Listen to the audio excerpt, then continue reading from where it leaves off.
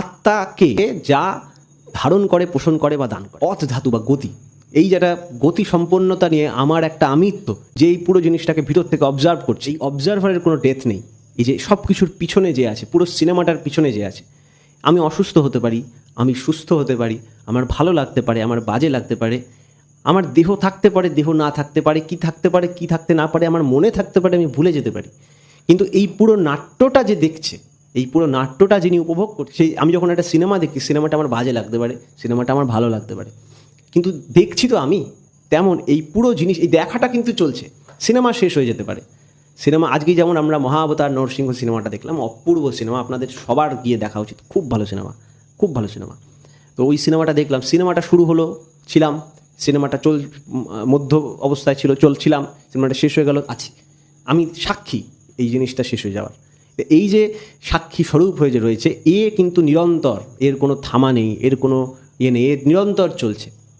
যে রবীন্দ্রনাথ ঠাকুর এটা নিয়ে বলেছেন, হে বিরাট নদী, অদৃশ্য নিঃশব্দ তব জল, অবিচ্ছিন্ন অবিরল চলে নিরবধি, স্পন্দনে শিহরে শীর্ণ তব রুদ্র কাহীন বেগে।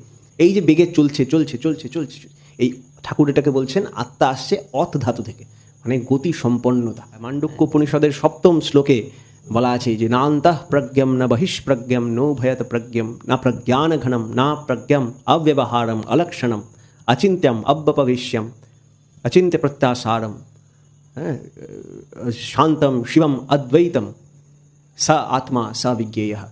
যত আপনার অ্যাডজেক্টিভ আছে, যা আছে, সব কিছু না না না, এটা না এটা না, এর পিছনে করতে করতে যেখানে গিয়ে আপনি ঠেকেন, এই আত্মা। তাই আত্মাকে যেমন করে বৈশিষ্ট্য বিধৃত হয়ে পরিপোষিত হয়, যে করে, যেটা ধারণ করে, আত্মাকে যা ধারণ করে, পোষণ করে বা দান করে, কিছু দিয়ে, কোনোভাবে ধারণ করে, কোনোভাবে পোষণ করে, যেমন করে বৈশিষ্ট্য বৃদ্ধিত হয়ে পরিপোষিত হয় এবং এক হতে অন্যতে উৎসৃষ্ট হয়ে চলে, লীলালাস্যে, লীলালাস্যে মানে আলিঙ্গন গ্রহণে, একজন আরেকজনের সাথে আস্তে আস্তে ইন্টারাকশন করে ছড়িয়ে দেওয়া, উপভোগ করা, খারাপ লাগা, ভালো লাগা, সব কিছু নিয়ে চলতে চলতে ক্রমে এই একটা সুকেন্দ্রিক প্রিণন পরিচর্যায় আস্তে আস্তে এই সেই ওই নিজেকেই জানার চেষ্টা করছে, নিজেরই প্রিণন পরিচর্যা করে নিজেকেই নিজের উপভোগ করতে চাইছে, অথচ পারছে না। এই যে একটা ব্যাপার, এই করতে করতে সে কিন্তু নিজেতে সুকেন্দ্রিক হতে চায়, কিন্তু নিজেতে তো নিজে সুকেন্দ্রিক হওয়া যায় না। আমার চোখ যেটা দিয়ে দেখি, এ সব দেখতে পারে, খালি নিজেকে ছাড়া। আয়না রেখে চোখের রিফ্লেকশন দেখতে পাচ্ছে, চোখকে দেখতে পাচ্ছে না। আমি আপনার চোখকে দেখতে পারি, আপনি আমার চোখকে দেখতে পারেন। এখানেই চলে আসছে দ্বৈত ব্যাপার। এই দ্বৈত ব্যাপারেই হচ্ছে লীলা।